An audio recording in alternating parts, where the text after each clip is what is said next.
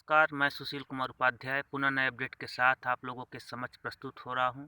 जिन साथियों ने हमारे चैनल सुशील कुमार उपाध्याय पर पहली बार विजिट कर रहे हैं उनसे निवेदन है वे हमारे चैनल को सब्सक्राइब कर लें और बेल आइकन को दबा दें, जिससे हमारे द्वारा भेजी गई वीडियो की लेटेस्ट अपडेट आपको मिलती रहे। साथियों, इस समय पूरे देश में साक्षरता प्रेरकों का संघर्ष जारी है और अपनी संविदा बहाली को लेकर पूरे देश का प्रेरक संगठन संघर्ष कर रहा है। जैसा कि मैं पूर्व में आपको बता चुका हूँ कि इस समय पूरे देश में साक्षरता प्रेरकों का संघर्ष जारी है और 31 जनवरी 2018 को बिहार का प्रेरक प्रतिनिधिमंडल जेल भरो चक्का जाम रेल रोको अभियान प्रारंभ कर रहा है। तो साथियों, आप लोगों भी घर से निकलें और केवल बिहार प्रांत में ही नहीं पूरे देश में इस तरह का कार्यक्रम होना चाहिए, तभी हम हैं और हम रहेंगे। तमाम साथियों का कमेंट बराबर आता है कि क्या हो रहा है, आप जानकारी जो देते हैं उससे सही सटीक नहीं होती है। तो उन साथियों को मैं बताना चाहता हूँ कि संघर्ष को जारी रखना पड़ेगा और घर से निकलना पड़ेगा, तभी सफलता मिलेगी। साथियों, आप लोग भी घर से निकलें और जिस तरह से बिहार ने कमर कसा है और 31 जनवरी को रेल रोको चक्का जाम आंदोलन कर रहा है, उसी तरह से पूरे देश में कार्यक्रम होना चाहिए, तब जाके सरकार हमारे कार्यक्रम को आगे बढ़ाएगी। जैसा आप लोगों को मालूम है कि हमारा योजना अभी पेंडिंग में चल रही है और पूरे देश का 5.5 लाख प्रेरक परिवार असमंजस की स्थिति में है।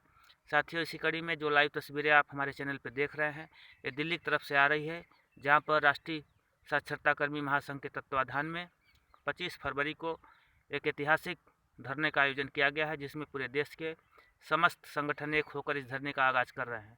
साथियों, तमाम साथियों को कमेंट आ रहा है कि धरना पहले होना चाहिए, लेकिन आपको मालूम हो कि सरकार 25 फरवरी के पहले एक दिवसीय धरने का परमिशन दे रही है, क्योंकि यह धरना अनिश्चितकालीन चलेगा और 25 फरवरी को पूरे देश का प्रेरक संगठन लगातार धरना प्रदर्शन करेगा जब तक हमारी संविदा पूर्ण नहीं होगी। पूरी रिपोर्ट हम आपको दे रहे हैं। आप सभी को सादा सूचित करना है कि देश भर के पदाधिकारियों को आपसी सहमति के बाद 25 फरवरी को राष्ट्रीय स्तर पर दिल्ली में आंदोलन की रूपरेखा निर्धारित हुई है, जिसमें प्रत्येक संगठन और उनके पदाधिकारी महत्वपूर्ण भूमिका निभाएंगे। इस संबंध में आज विधिक कार्यवाही पूरी करते हुए प्रशासन से धरना की अनुमति हासिल कर ली गई है। हालांकि शुरुआती तौर पर कार्यक्रम को अनिश्चितकालीन तक चलाने का खाका तैयार हुआ था, लेकिन प्रशासन की ओर से अनुमति न मिलने के कारण अभी फिलहाल एक दिन का कार्यक्रम ही निर्धारित है, जिसके बारे में आज लगभग 1 दर्जन सांसद, मानव संसाधन विकास मंत्री प्रकाश जावड़ेकर, राज्य मंत्री सत्यपाल सिंह, कांग्रेस कार्यालय को लिखित रूप से अवगत करा दिया गया है। सोमवार को एचआरडी मंत्रालय और प्रधानमंत्री कार्यालय से ज्ञापन सौंपने की तैयारी है। तथा आप सबसे साधारण अनुरोध है कि इस आंदोलन को सफल बनाने में प्रत्येक प्रेरक महत्वपूर्ण भूमिका निभाएंगे।